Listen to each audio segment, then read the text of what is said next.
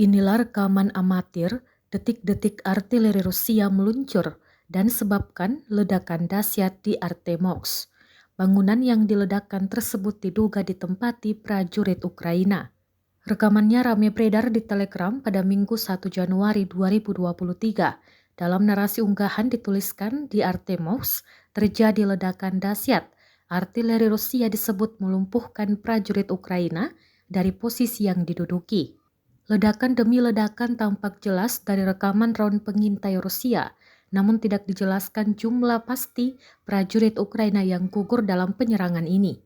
Selain itu, warga Ukraina juga menghadapi awal tahun 2023 yang suram dengan menghadapi lebih banyak serangan rudal dan pesawat tak berawak Rusia pada Minggu 1 Januari. Serangan ini menyusul serangan yang terjadi pada malam tahun baru yang menewaskan sedikitnya 3 warga sipil di seluruh negeri.